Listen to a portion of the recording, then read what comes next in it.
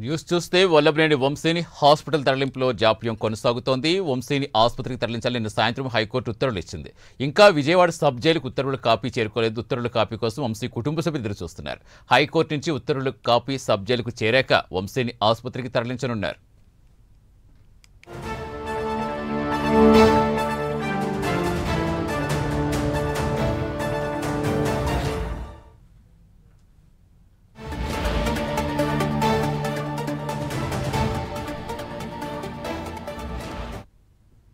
పూర్తి సమాచారం ఇచ్చేందుకు మా కరెస్పాండెంట్ శ్రీనివాస్ జరుగుతున్న శ్రీనివాస్, ఎందుకు జాప్యం కొనసాగుతోంది, ఏం చెప్తున్నారు జైలు అధికారులు?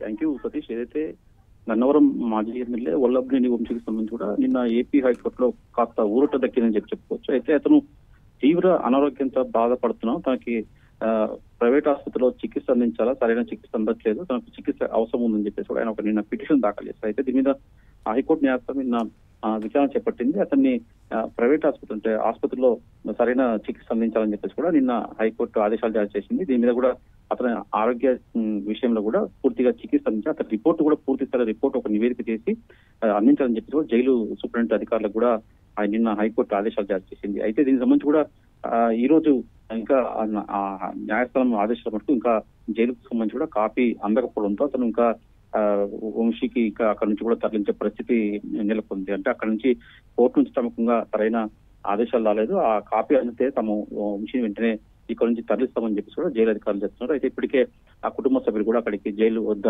విజయవాడ జైలు వద్ద కూడా వల్లభనేని వంశీ భార్యతో పాటు అలాగే ఇతర కుటుంబ సభ్యులు కూడా అక్కడ వెయిట్ చేస్తున్నారు. అయితే నిన్న సాయంకాలమే హైకోర్టు ఆదేశాలు జారీ చేసిన ఇంతవరకు కూడా అవి జైలుకు ఉత్తర్వులు కాపీ మటుకు అందలేదని చెప్పేసి కూడా జైలు శాఖ అధికారులు చెప్తున్నారు. అయితే ఉత్తర్వులు కాపీ మటుకు మరి కాసేపట్లో అందుతుందని చెప్పేసి కూడా సమాచారం. అయితే ఏదేమైనా సరే హైకోర్టు ఉత్తర్వులు అందడం వెంటనే అతన్ని ఆయుష్ ఆసుపత్రికి చికిత్స కోసం తరలించే అవకాశం ఉంటుంది. Satish. Right, thank you Srinivas.